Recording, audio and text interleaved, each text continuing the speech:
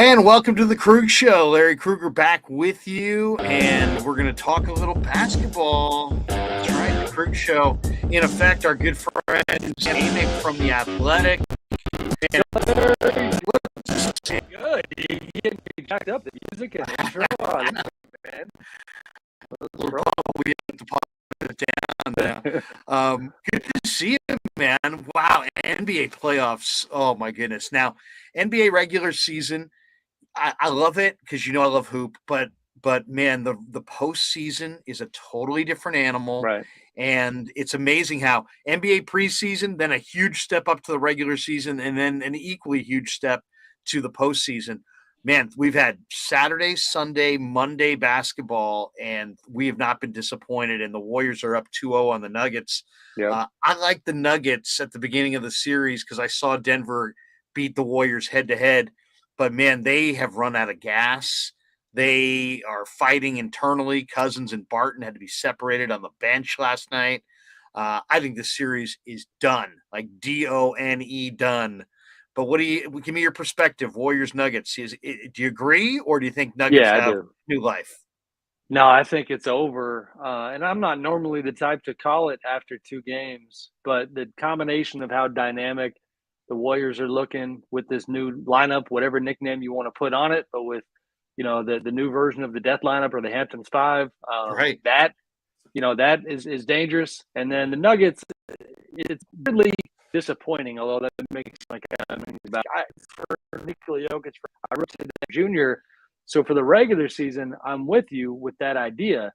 For these first two games, he is simply not playing up to his personal standards. He's not playing well. I mean, it's minus, 19 in game one, minus 26 in game two. And game one, he's given you 25 points on 25 shots.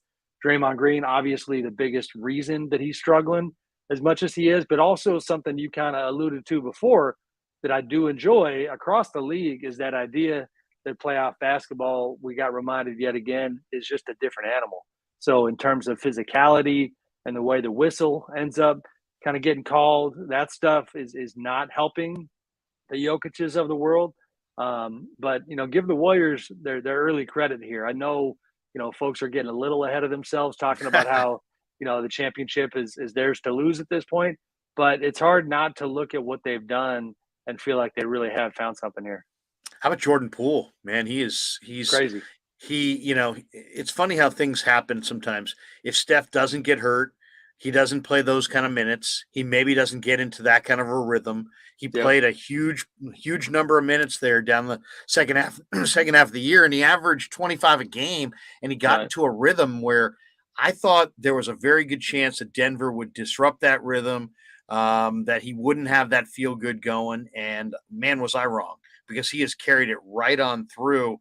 And man, I mean, Sam, what's really intriguing to me is that the Warriors can now have Steph and Clay and Poole at the end of games, and you got 90% foul shooters, and it's Yeah. going to be hard for teams to come back on them in the fourth quarter if Steph and Clay and Poole are handling the ball.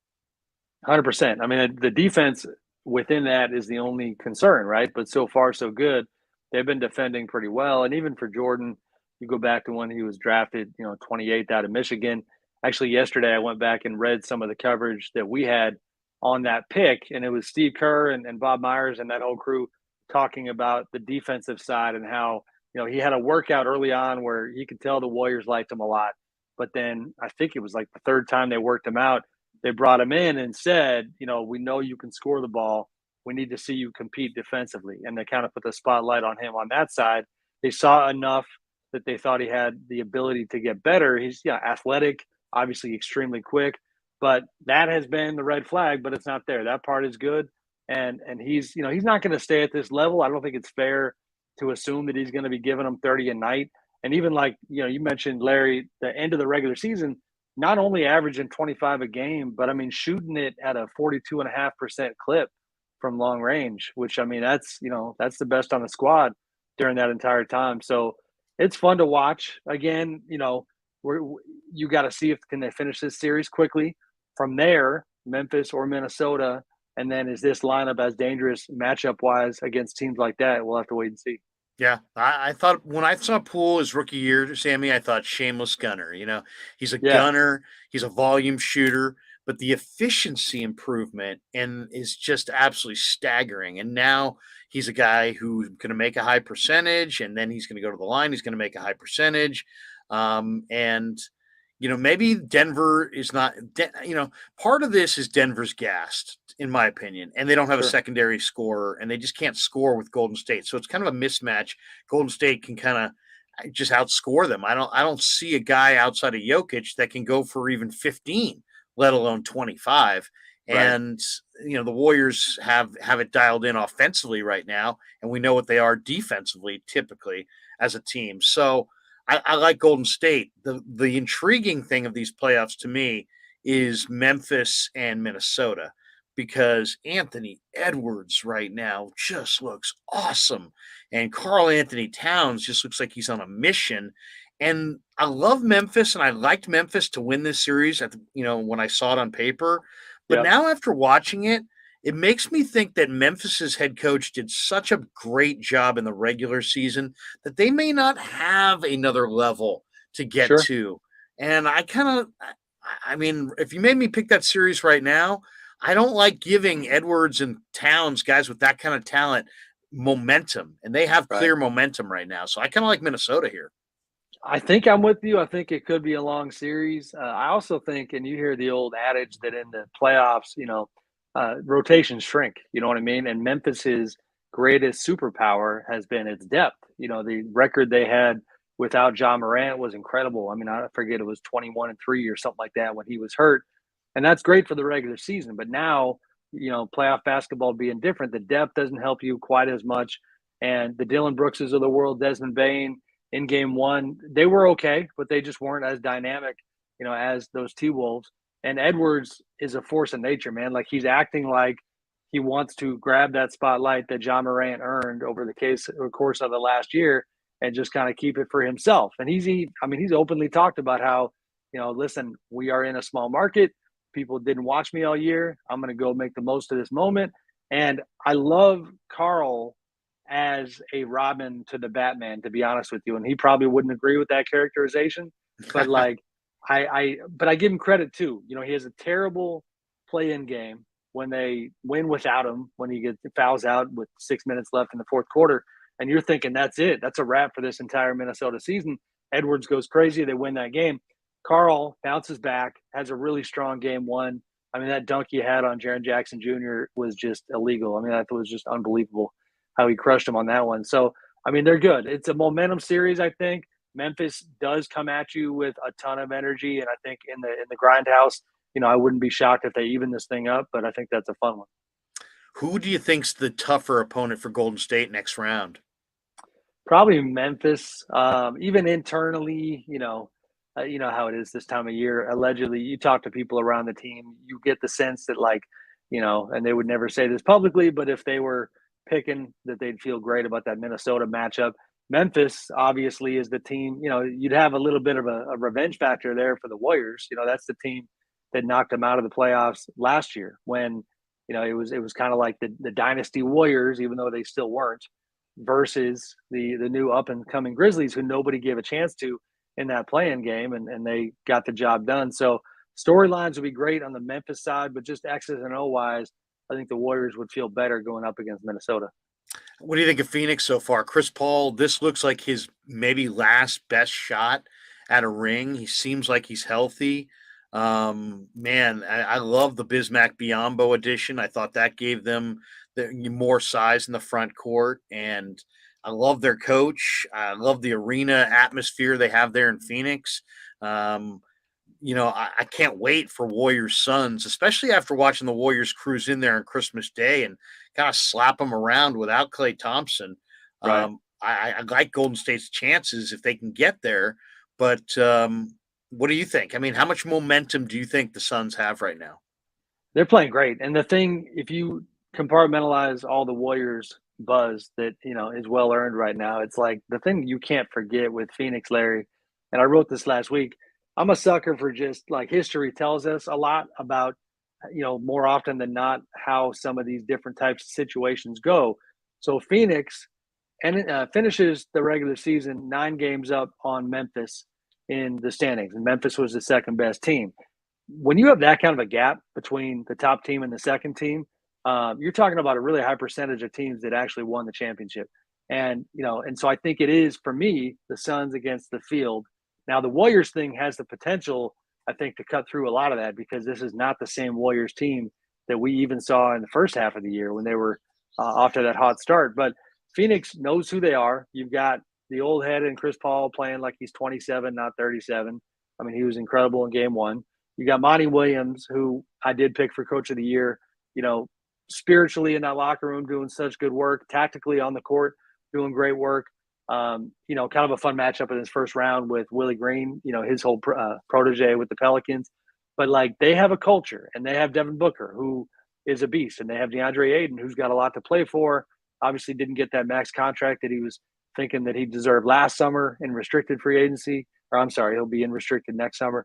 So all these pieces, I mean, Cam Johnson, they're deep, campaign. I love their squad, and they are the known commodity. Even since we are Warrior centric on this chat here, like, even the Warriors are not a known commodity, in my opinion, because of these wrinkles. This is a new iteration. The Suns know who they are, and I think they're going to be incredibly hard to take down. Yeah, I love Cam Johnson. I loved him at Carolina. I mean, he's just a pure shooter, and if you leave him open on the perimeter, it's down. All right. Yeah. Well, before we jump to the East, let's get one more thought on the coaching front this summer in the West. Who's the next coach of the Lakers? I'm hearing LeBron wants Mark Jackson. You're up in SAC. What's the talk on the King front? I mean, who's next in line? I don't even know if it matters, really. I mean, this team had Eric Musselman, they've had Malone, Yeah. they've had some really good coaches. Right. And they can't seem like they get any momentum. And I know a lot of people feel like Vivek Ranadive is really the issue. But who are the names that you're hearing for Sacramento? Some Warriors ties here, and not. I mean, these are really good names, but also not surprising, because with Vivek's tie to Golden State, previously the minority owner of the franchise, or one of them, he always kind of goes down that road. So Mike Brown and Kenny Atkinson are expected to get serious consideration. Then you start hearing names, and this is more a case of personal tie-ins with the franchise. So Mike D'Antoni worked with Kings GM Monty McNair in Houston, so that's a name that you hear kind of bandied about. I'm drawing a blank on another one. I mean, they're in the stage of the process of just getting, I think, a list that could be 7, 8, 9 candidates long, and figuring out, how many stages of interviews they want to have and things of that nature. They are leaning hard into the idea that they want to have a process, because they didn't have one when they hired Luke Walton. Vlade Divac just essentially decided that Luke was the right guy for the job, and just brought him in fresh off that Lakers firing, back when he was switching things up there. So as far as Lakerland, we'll see. I actually today looked in, this sounds funny that I even had to look into this, but Lamar Odom recently has got a little buzz, because he said that he thinks Phil Jackson should come back and coach. And I'm sitting there looking at my phone going, Lord, I guess I got to look into this. And so I looked into it, and for what it's worth, was told, no, Phil Jackson is not coming through that door. Health-wise, it's been a long time since he was in the kind of state to do that job. And so that's not in the cards. The Mark Jackson thing is real in terms of LeBron and the idea that he would give a big thumbs up to it. But LeBron is also, he's in the middle of this kind of tricky dynamic where we all know he's got a ton of juice, a ton of influence with that franchise. He also doesn't like the idea that people think he gets what he wants and he pulls all the strings. It's really not the case. I could give you a bunch of examples where, the Lakers have not done what he wanted.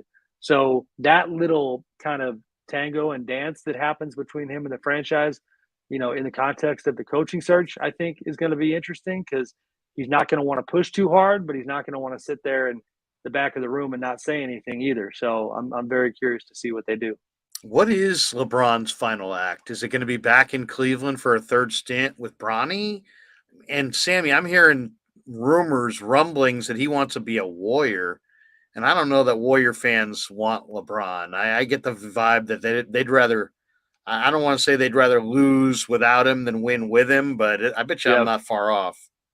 I think you're probably right. I feel like LeBron, and he's not being, I don't think he's being too much with it, but I feel like he is throwing out some feelers right now. You know what I mean? Like All Star Weekend, he tells our Jason Lloyd at The Athletic that he's not closing the door on that return to Cleveland again. He brings up the idea that he wants to play with his son, Bronny. So you kind of open that door, and it's almost like in politics where you just kind of take a pulse of the audience and see what they think, and then decide from there. But then he's got the Warrior stuff where he says, I think on his HBO show, The Shop, that he would love to play with Steph, and and you get to feel people out that way. I think that I would be surprised at this point if he signs the extension this summer. And I wrote this recently. It's just, and I could be wrong, but he, in my opinion, the Bronny thing matters. And if you sign a 2-year deal in terms of the timeline, that then pushes you a year out from when Bronny can enter the NBA draft. I think the last thing he wants, yeah, imagine him 2 years from now looking at a Lakers team that, let's say, they have another terrible season next year, and he's locked up on a deal while his son goes and plays for the Charlotte Hornets or something like that. Like, I think he's going to want his freedom to figure out, can I make this dream come true? All that being said, I do think for next season, he's 100% all in on the Laker experience. He's not looking to bolt. He knows what comes with that city and that franchise for his own profile and all of his off-court businesses. And, and he said the other day, he certainly is still trying to win championships. So, we'll see if they can turn it around. We're talking to Sam Amick from The Athletic as we chop up a little NBA playoffs. Boston, Brooklyn. Who did you think was going to win that series at the beginning? And what'd you think of game one? I mean, Boston gets the win. Kyrie went for 39. KD had good numbers, 23, but 9 of 24 shooting. But, man, the guy who shocked me was Al Horford with that 20-point, 15-rebound performance. I mean, and I wasn't doing that when he was 25. That was incredible. I kind of liked Brooklyn, but, man, if there was a team in the East that had momentum in the second half of the year, it was definitely the Celtics. Who did you like on paper going into that thing? I probably liked Boston by a hair, but it was not real confident because of the Robert Williams injury. And I love their defense, but Robert was a huge part of that. I love their evolution and the way that Jason Tatum and Jaylen Brown finally kind of allowed a coach, Brad Stevens tried, and now Ime Udoka is having more headway, allowed a coach to convince them to move the rock. And it's not, I mean, I've looked at the numbers. I don't want to pretend it's like they went from, all ISO all the time to, the Spurs of old where it was, go from good to great shot, that type of a thing. But it was enough of a philosophical tweak and a buy-in that offensively they're less predictable. And I think it even had a kind of a collective impact on their culture and their psyche, and they just seem to be in a really good place. So I love their squad. They're deeper, they're more well-rounded, but the other side has Kevin, effing Durant and Kyrie Irving. You know what I mean? Like, these guys are bad men on a basketball court. Kevin getting bodied and bullied a little bit in the first game. I can't imagine that continues. The refs let the Celtics get away with a lot. I think Kevin's going to find a way to answer that call. I think we got a long series. I think coaching wise, it's early again, just one game, but Ime is really showing his chops, and I think Steve Nash has got to adjust. Because the irony is, to me, you're seeing Brooklyn now face a similar challenge to what Boston and Ime took on at the beginning of the regular season. Kevin and Kyrie are great, but if you let us know that they're the only two dudes we got to guard, and you don't share the ball with Seth Curry and get it moving around the perimeter a little bit, then you're making life easy on the Celtics. Of course, Brooklyn was involved in that big trade with Philadelphia, sending Harden to Philly. Now we're seeing Philly in the first round take on Toronto. And it's funny. A lot of people like Toronto going into this series, but I really like the Sixers. I mean, I just think that the Sixers are, Embiid would probably get my vote for MVP this year. I thought he was fantastic. And then Harden has been a famous flame out in the playoffs, but it's not, he's not carrying the entire load. And now Tyrese Maxey is continued to play at a surprising level. I mean, any rookie, Sam, who in April is still playing with the kind of energy that Maxey is, that tells Right. you how, that's an incredible thing when you really factor in how many games they play in college and what they play in the pros and the transition. Give me your thought on that It's a heck series of a because, point. yes, Maxey's a force right now. And he's not only got the energy with his game, Larry, he's still got time for comedy hour. Did you see this video that he had with Fred VanVleet the other No, day? no, oh my They God. mic'd up Maxey, and I just thought I sat in one press conference with Maxey, and the first impression wise, he really just seemed like a cool kid, like a guy who doesn't take himself too seriously, who works hard. Seems like a neat story. So he's on the court with Fred VanVleet, and Tyrese has got the ball. Fred checks him a little bit with a hand check, and Tyrese falls over like a tornado came through, and they call the foul. And then on the mic, Fred and Tyrese are arguing about whether it was a foul. And he's like, no, bro, like you pushed me. And he says, push you? Like, what are you talking about? He's like, I didn't try to fall down. He's like, you need to get in the weight room, man. He's like, I'm weak. I'm weak. He's calling himself weak, which, I don't know why that cracked me up. But like, he's a good player. Harden has had a good start to this series. Embiid's a beast, and he's finding time to chop it up with Nick Nurse on the sideline, told Nick to stop complaining to the refs. I am impressed because, like you said, Toronto is just a team that has been better than the sum of its parts and has a good culture from still holdovers from the championship. And I thought that would be a tougher fight, and Philly has come out and take care of business. It's been incredible. How about Dallas, Utah, Sammy? It really looks like Gobert and Mitchell are headed for a divorce here, but it doesn't mean that Utah's not going to win this series. I mean, Dallas doesn't Yeah, have Luca, and man, but Dallas, what Jalen Brunson goes for 41. All right, raise your hand if you saw that coming. I mean I that was surprising, and then they got a big performance off the bench. Maxi Kleber, I think Yeah, 25. yeah, he had a nice performance. So, where are you on Jazz Mavs?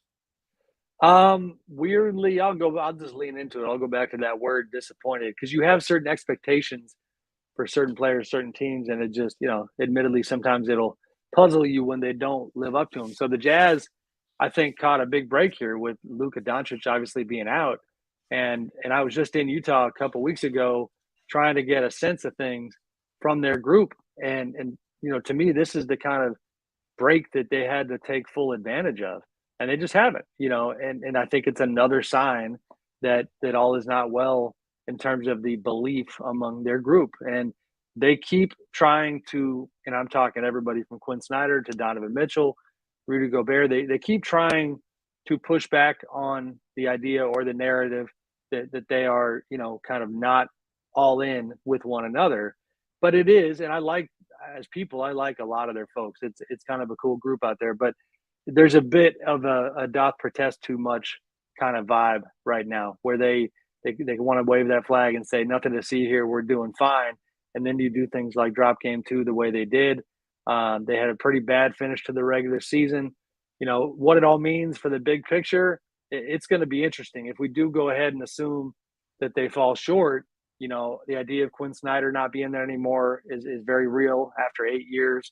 Then it becomes, I mean, are you going to trade Rudy? Because that's what people seem to believe all around the NBA.